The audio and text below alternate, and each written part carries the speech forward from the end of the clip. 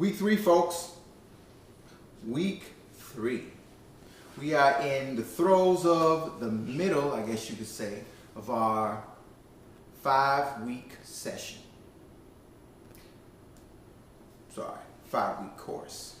Now, with that being said, as you may or may not notice, there aren't as many assignments for this week as there were the previous week, which gives you a chance to really catch up on the poems that I assigned last week for you to discuss. Perfect time to really catch up on that, right? Right. You need to do it. You need to do it. Now, when you do that, you'll notice that when you come to the discussion that we're supposed to have this week as far as your favorite poems and discussing some of the poetic devices that your favorite poems use, when you get to that discussion, you'll find it a lot easier to contribute. You'll be able to say things beyond, that was tight, that was straight. I like the way he said that. That's some simple stuff that you could have let go of in middle school. Okay, we're trying to elevate, trying to be more sophisticated in our critical thinking and our analysis in regards to literature. So that is what I'm expecting. Get those poetry assignments done and step to this favorite poem discussion with a breadth of knowledge on how to really decipher and break down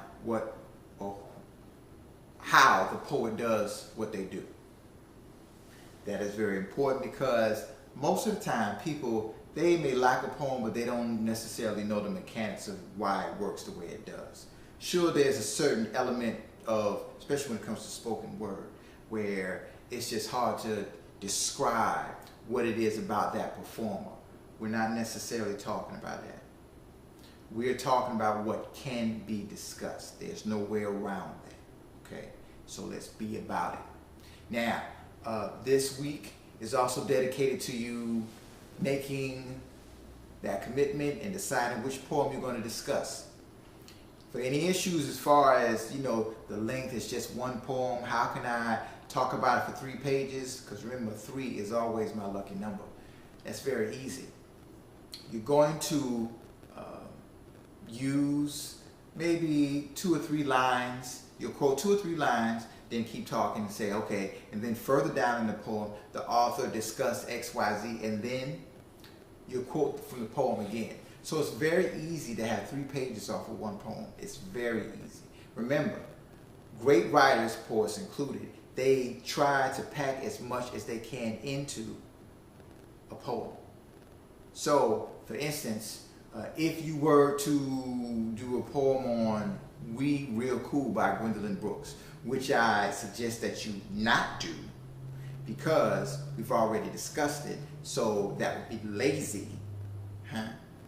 What you could do in that situation, hypothetically, is you can discuss her style, the way she set up the poem, how the rhythm of the poem moves quickly, how she uses so few words. She could have said we're really cool. She said we cool, which also speaks to black vernacular as opposed to speaking to white America, as it were. You could have also discussed how that relates to the hip-hop generation of today, where in Chicago, just for this 4th of July weekend, 50 people were shot. 50 people, okay? Needless to say, the majority of those 50 were young African Americans, okay? So this we real cool, we die soon, that she says in the poem, which was done over 50 years ago, it still speaks true today. That's how you could probably pull from possibly something Tupac would have said or something Biggie Smalls would have said, and then you could turn around and say, okay, perfect example with their lives because both of them died young. It's very easy to get 3 pages off of a poem you're really into, all right? So there's nothing to sweat. There's nothing to worry about in regards to that. Just do what you do and be true to it. Don't come with a lazy hustle.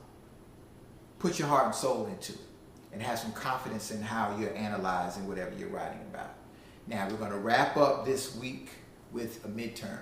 The midterm is going to be dealing with the fiction, literary terms, as well as the poetry, because that's what we've been talking about. So once again, be true to your work, and the grade and everything else will come. All right, let's get going.